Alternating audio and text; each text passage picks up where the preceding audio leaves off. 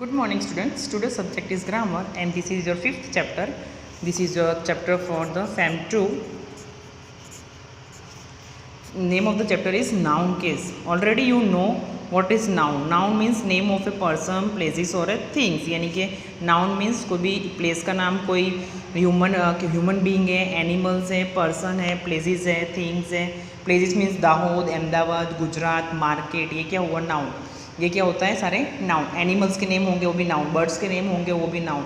Name of a person Raj, Ali, Rajeshwari, this all are name. Name means name is also a noun. Okay, लेकिन आज हम पढ़ेंगे noun case. इसलिए मैंने आपको पहले समझाया पहले नाउन क्या होता है. आपको नाउन भी पता होना चाहिए. अब देखो केस. केस मीन्स क्या होता है. A noun may be used as a subject और object of a verb to show position. So we say that the noun is in the nominative case, objective और possessive case respectively. ये case है सारे. कौन से nominative case, objective और possessive. ये एक ही है. ऑब्जेक्टिव और पॉजेसिव केस रिस्पेक्टिवली, यानी कि ये सारे क्या है केस है. कौन से केस है. नॉमिनेटिव केस, ऑब्जेक्टिव केस और पॉजेसिव केस. पहले हम पढ़ेंगे नॉमिनेटिव केस. नॉमिनेटिव केस मतलब क्या होता है. See nominative case. Now see the spelling of nominative. Nominative, nominative case. Now what is nominative case? When a noun is used as a subject of a verb, it is said to be in the nominative case. ये था definition nominative case का. nominative case होता क्या है. अगर अपना जो subject है, सब्जेक्ट के साथ अगर वर्ब होगा तो वो जो सब्जेक्ट है वो क्या होगा, नॉमिनेटिव केस. क्या होगा, नॉमिनेटिव. देखो यहाँ पे आपको first of all subject find करना चाहिए. सब्जेक्ट पता होना चाहिए, वर्ब पता होना चाहिए. वर्ब आपने ऑलरेडी सीख चुके हो फिफ्थ स्टैंडर्ड में. सब नाउन पता होना चाहिए, सब्जेक्ट पता होना चाहिए, वर्ब पता होना चाहिए. फॉर एक तरह से तो Rita is a name of a person. तो रीटा क्या है, नाउन है. लेकिन नाउन के बाद क्या दिया हुआ है, नाउन है, सब्जेक्ट भी है. सब्जेक्ट के साथ इसके बाद क्या दिया हुआ है, वर्ब है. PLAYED played. अगर सब्जेक्ट के साथ वर्ब है तो वो जो सब्जेक्ट होगा वो हमारा नॉमिनेटिव केस होगा. एग्जांपल देखो इधर प्लेड है. प्लेड क्या है, वर्ब है. वर्ब से पहले हमारे पास क्या है, सब्जेक्ट है. वो सब्जेक्ट क्या है, नाउन है. तो वो क्या होगा, हमारा nominative case. Okay. Second one, the dog killed the mouse. पहले वर्ब फाइंड कर लो. ये क्या है हमारा वर्ब. किल्ड क्या है, वर्ब. वर्ब के साथ क्या दिया हुआ है, सब्जेक्ट. वो सब्जेक्ट क्या है, हमारा नाउन. तो वो क्या होगा, हमारा nominative case. Sonia bought a gold ring. First of all you have to find out the subject. पहले सब्जेक्ट फाइंड करो. सोनिया क्या है, सब्जेक्ट है. हमारा वर्ब क्या है, बॉट. वर्ब हमारा क्या है, बॉट. बॉट के साथ क्या है, सब्जेक्ट है. वो सब्जेक्ट नाउन है, यस. तो वो है हमारा nominative case. Next one, the mobile was lost by Prakash. अब इसमें देखो वर्ब क्या है, वॉज. वॉज के साथ हमारा क्या दिया हुआ है, वॉज लॉस्ट. लॉस्ट भी हमारा, वॉज लॉस्ट हमारा क्या है, वर्ब है. वर्ब के साथ जो सब्जेक्ट होता है उसे हम बोलते हैं नॉमिनेटिव केस. तो वर्ब के साथ कौन सा सब्जेक्ट है, द मोबाइल. तो द मोबाइल क्या होगा, हमारा नॉमिनेटिव केस. अभी इधर रीड करो. Rita, the dog, Sonia and the mobile are subject of the verb. Verb कौन से इसमें, played. Second one killed, third one bought and fourth one is was lost respectively. They are therefore said to be in the nominative case. Nominative case में एक चीज़ याद रखना, verb पहले तो आपको वर्ब फाइंड करना आना चाहिए. वर्ब के साथ जो सब्जेक्ट है उसे हम बोलेंगे nominative case. Okay. If you ask what, who और what before a verb you will be clearly know the subject of the verb. If you ask who और व्हाट यानी कि ये काम किसने किया, किसके जरिए किया गया है, उसे हम क्या बोलेंगे, नॉमिनेटिव केस का verb. Now see the exercise. Read the sentence given below and pick out nouns in the nominative case. हमें क्या फाइंड करना है, नाउन्स तो फाइंड करना है, लेकिन नाउन के साथ हमारा क्या होना चाहिए, नॉमिनेटिव केस भी होना चाहिए. इसलिए मैंने आपको बोला पहले नाउन आपको पता होना चाहिए नाउन क्या होता है. First one, the sun sets in the west. अब इसमें वर्ब क्या है, पहले वर्ब फाइंड करो. सेट्स क्या है हमारा, वर्ब. वर्ब के साथ जो सब्जेक्ट है क्या है, सब्जेक्ट द सन. ये द सन क्या है, हमारा नाउन है. तो ये क्या होगा, हमारा nominative case. Second, the mall was full of people. अब यहाँ पे हमारा वर्ब क्या है, वॉज. वर्ब से पहले क्या है, सब्जेक्ट द मॉल. तो द मॉल क्या होगा, nominative case. Second one, Kolkata stands on the Hooghly. पहले वर्ब फाइंड करो. Which is your verb, stands. Stands क्या है हमारा, वर्ब. वर्ब से पहले सब सब्जेक्ट होता है उसे हम क्या बोलते हैं, नॉमिनेटिव केस. तो कोलकाता क्या होगा, हमारा nominative case. Fourth one, Ritu broke the glass. अब ब्रोक पहले वर्ब फाइंड करो, ब्रोक क्या है, वर्ब है, वर्ब से पहले क्या है, रितु, रितु क्या है, सब नाउन है, नाउन है तो वो क्या सब्जेक्ट भी है तो वो क्या होगा, nominative case. Fifth one, Varun met a deaf beggar. पहले वर्ब फाइंड करो, find out the verb, met क्या है, हमारा वर्ब है, वर्ब से पहले जो सब्जेक्ट है उसे हम क्या बोलते हैं, nominative case. Okay, 6, 7, 8 you have to try at your own. Of the nominative case आपको समझ में आया। नाउ नेक्स्ट, ऑब्जेक्टिव और accusative case, this both are same. Objective और एक्यूजेटिव, ऑब्जेक्टिव केस भी बोल सकते हो आप इसको, एक्यूजेटिव केस भी बोल सकते हो। Now what is objective case? What is the meaning of objective case? Now see, when a noun is used as the object of a verb, it is said to be in the objective or accusative case. अब यहाँ पे देखो क्या करना है आपको, when a noun is used as the object of a verb, noun पहले find करना आपको पता होना चाहिए, noun के साथ जो verb होगा, verb के साथ जो object होगा उसे हम क्या बोलेंगे, objective। The man hits, man ने hit किया, लेकिन क्या hit किया, यहाँ पे object क्या होगा, the door।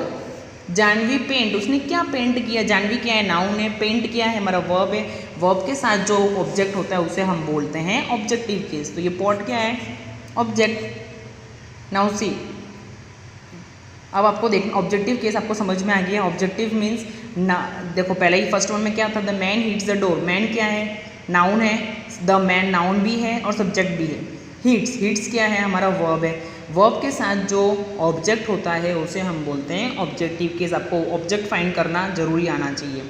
Now another one is direct and indirect object. Now what is direct and indirect object? First see, verbs like give, ask, offer, promise, tell, teach, take two objects after them. One of these objects referred to some person, the order refers to something.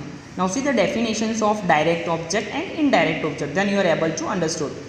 Therefore the noun naming the person is said to be the indirect object. If there is a name of a person, then that name of a person is an indirect. If in a sentence, if there is a name of a person means teacher, kind man, friends, father, grandmother, these all are indirect object of a verb. The noun that names the thing, if in a sentence there is a name of a things, the name of a things is an indirect object. Okay, now see the example, first one, the teacher taught Max to Diya.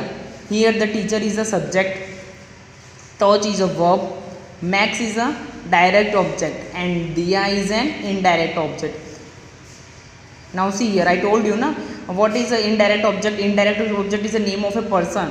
So Diya is a name of a person na, so this is an indirect object. And I told you that the nouns that names the thing is said to be the direct object. Direct object किसको बोलेंगे, अगर कोई भी things है, things के नाम है, if there is a name of a things, the name of a things is to be an direct object, and if there is a name of a person, then the name of the person is an indirect object. Direct means name of a things, इतना याद रखना, कोई भी name of a things हो, pencil, rubber, chair, ये सारा क्या होगा, direct object. If there is a name of a person, तो नेम ऑफ ए पर्सन क्या होगा, indirect object. Okay, now C, circle the direct and underline the indirect object. What you have to do, you have to circle the direct object and underline the indirect object. अभी मैंने आपको बताया direct में क्या होगा, things होगा, क्या होगा, things. Direct means things, you have to remember, दो चीज़ याद रखना, direct means things and indirect means name of person. Indirect means name of person. Okay, first one, I gifted my friends bar of chocolates. I gifted my friends bar of chocolates. Friends is a friends क्या है, name of a person है, तो ये कौन सा object होगा, indirect object. और things क्या गिफ्ट किया उन्होंने, चॉकलेट्स, तो चॉकलेट्स क्या होगा, डायरेक्ट ऑब्जेक्ट। क्या होगा, chocolate is an direct object, sorry. Second one, give the monkey a biscuit. Monkey is an living things, name living things ना, so living things is an indirect object and biscuit is an name of a thing, so this is an direct object. Okay, third one, the teacher promised the students a free period. Who promised here, teacher is a name of a person na, name of a person, so this is an indirect object. Promise the students a free period, free period is a thing, so this is an direct object. Fourth one, father bot me an umbrella. What is year things क्या है, पहले things find करो, things क्या है, umbrella है ना, तो things is an indirect, things is an direct object. And father, father name of a person है तो क्या होगा, इनडायरेक्ट ऑब्जेक्ट।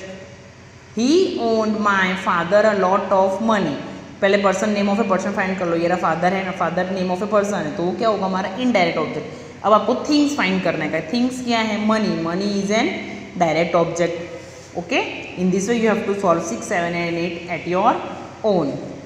दो चीज़ याद रखना, direct means name of a things and indirect means name of a person.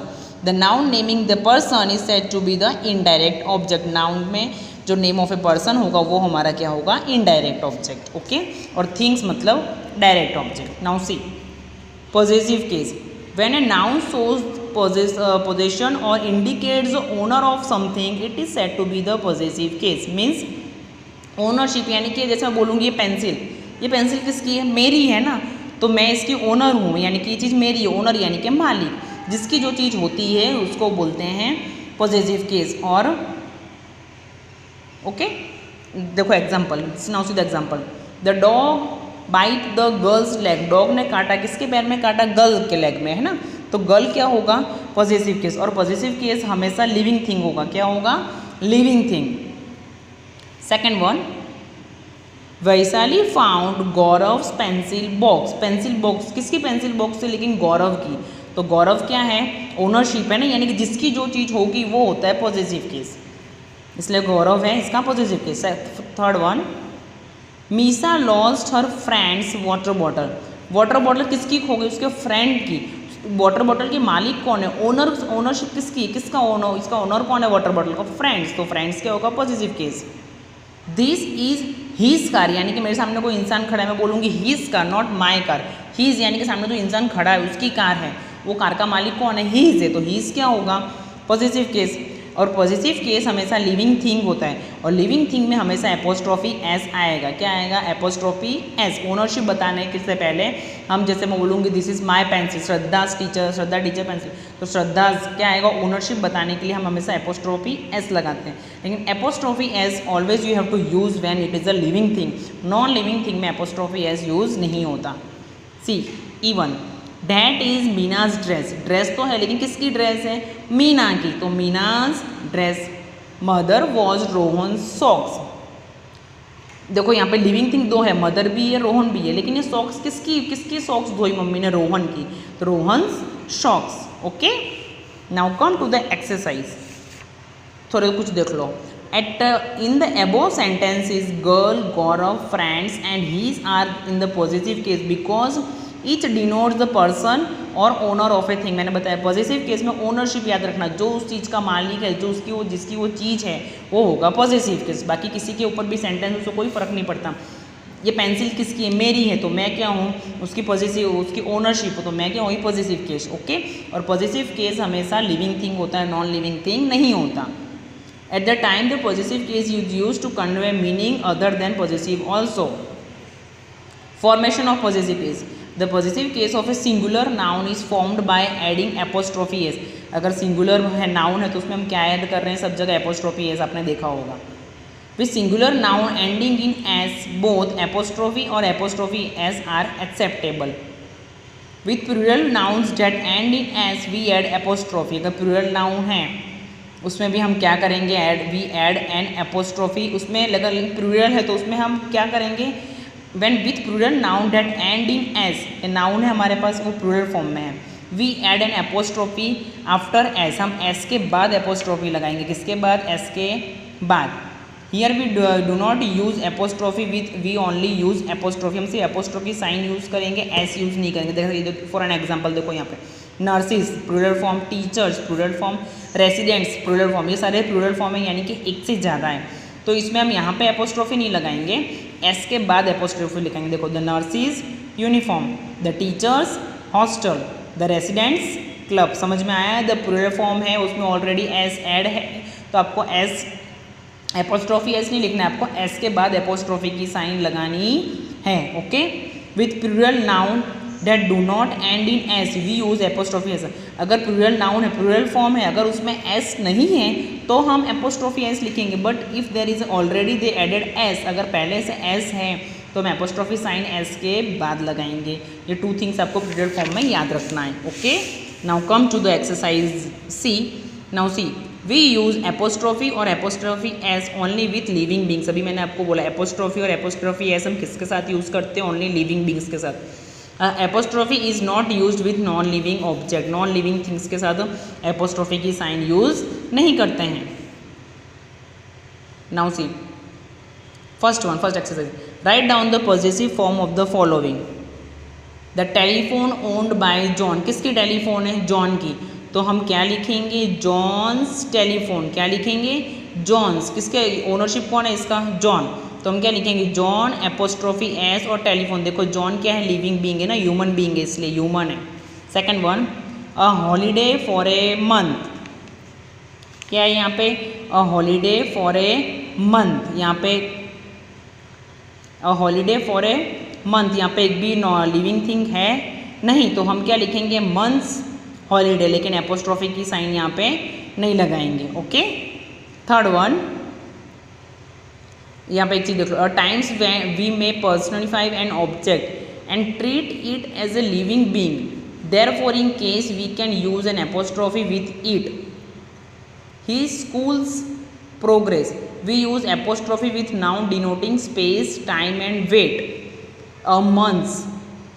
देखो अब किस किस चीज़ में हम देखा, यहाँ पे मैंने आपको बोला कि यहाँ पे हम एपोस्ट्रॉफी ऐसे नहीं लगाएंगे, यहाँ पे हम लगाएंगे, लेकिन किस चीज़ के इसमें देखो, देखिए ए मंथ्स, स्टे, मीटर्स, लेंथ, अ डेज स्टे. अब इसमें क्या बोला है हम? ये नॉन लिविंग थिंग में भी हम एपोस्ट्रॉफी एस का यूज़ करेंगे, लेकिन कब यूज़ करेंगे? A times we may personify an object and treat it as a living being. Living, जैसे ये हॉलीडे है, हॉलीडे हम किसके लिए यूज़ कर रहे हैं? ह्यूमन बीइंग के लिए. जैसे मैं बोलूँगी मैंने कुछ दिन की छुट्टी ली है, तो छुट्टी किसके लिए? ह्यूमन बीइंग ने ली है ना. अगर इंसान के लिए ली हुई ह्यूमन बीइंग है, लिविंग थिंग के लिए कोई सेंटेंस में कोई वर्ड यूज़ किया जा रहा है तो उसमें हम एपोस्ट्रॉफी एस लगाएंगे, भले उसमें लिविंग बीइंग हो या ना हो. जैसे ये हॉलीडे फॉर ए मंथ, कुछ महीने की हॉलीडे ली, तो किसने ली? लिविंग बीइंग ने ली ना, इसलिए यहाँ पे क्या लिखेंगे? Months holiday. अगर वो नॉन लिविंग थिंग्स की बात होती तो हम यहाँ पे एपोस्ट्रॉफी एस नहीं लगाते. Okay. The house of her grandparents. किसका हाउस है? Grandparents. Apostrophe s, house. Third one, the shop of Nikki's. तो क्या आएगा? Nikki's shop. You have to write L cap N capital NIKE apostrophe s and shop and put a full stop. The wisdom of Birbal. Birbal is an king, so Birbal's wisdom apostrophe s. The order issued by the principal. Principals apostrophe s, order when put a full stop. Okay. Now see exercise D. Write the possessive form of the following. The costume of the participant. Same हमको वही का वही करना है. The costume of the participant. किसकी costume है? Participant की. तो क्या आएगा? The participant apostrophe s and costumes. Second one, the union of the teachers. The teachers union. TEACH. अब देखो यहाँ पे ना ऑलरेडी आपको एपोस्ट्रॉफी आपको एस ऐड किया हुआ है. ये कौन से फॉर्म में है? प्लूरल फॉर्म में है. कौन से फॉर्म में है? प्लूरल फॉर्म में सेंटेंस है. अभी मैंने आपको बताया था प्लूरल फॉर्म में अगर सेंटेंस में एपोस्ट्रॉफी एस यूज़ किया हुआ है तो हम एस के बाद क्या लगाएंगे? एपोस्ट्रॉफी के साइन लगाएंगे. तो इसमें क्या आएगा? द टीचर्स, TEACHERS, टीचर्स के बाद एपोस्ट्रॉफी की साइन, और हम क्या लिखेंगे? Union. Third one, the blessings of my teachers. तो क्या आएगा? My teachers apostrophe blessings. Teachers के बाद हम एपोस्ट्रॉफी साइन लगाएंगे. The hostel for working women. Women एक से ज़्यादा है. वर्किंग वुमेन, यहाँ पे देखो वुमेन्स हॉस्टल, एपोस्ट्रॉफी की साइन लगा के हमने क्या लिखा? Hostel. Fifth one, the flat in which the players live. अब यहाँ पर क्या लिखा है? द प्लेयर्स फ्लैट हम लिखेंगे, लेकिन प्लेयर्स में ऑलरेडी ऐसे, तो एस के बाद एपोस्ट्रॉफी की साइन लेके आएंगे. The players flats. The wages of the tailor. अब यहाँ पर टेलर में नहीं दिया है हमको, ना सिंगुलर फॉर्म में है. The tailor's apostrophe sign S and you have to write wages. Okay. Now see make the expression plural. ये सारे सेंटेंस कौन से फॉर्म में? ऑलरेडी प्लूरल फॉर्म में दिए हुए हैं, तो हम उसमें एपोस्ट्रॉफी की साइन कैसे यूज़ करेंगे? अभी मैंने आपको बताया. यहाँ पे क्या दिया हुआ है? The DOG dog apostrophe sign S and legs. तो ये रॉन्ग है ना, प्लूरल फॉर्म में है तो एपोस्ट्रोफी इधर नहीं आएगा, कहाँ आएगा, एस के बाद आएगा। तो हम क्या लिखेंगे, द, DOGS, एपोस्ट्रोफी लगाएंगे उसके बाद और लेग्स लिखेंगे। द पोस्टमैन बैग्स, तो POST पोस्ट, यहाँ से एपोस्ट्रोफी साइन हम निकाल देंगे क्योंकि प्लूरल फॉर्म में मैंने आपको बताया था, प्लूरल फॉर्म में अगर आपके पास ऑलरेडी सेंटेंस में S लिखा हुआ है तो S के बाद एपोस्ट्रोफी आएगा, S से पहले एपोस्ट्रोफी नहीं आएगा। ओके, थर्ड और fourth you have to do at your end. Now see exercise F, read the following by using possessive form of the noun. इसमें भी हमको वापस वही करना है। The dog of Jack lost its way in the park, तो किसका dog है, Jack's, JECK, apostrophe S and dog, Jack's dog. The बो लेटर दिया उसको आपको चेंज करना है ओनली।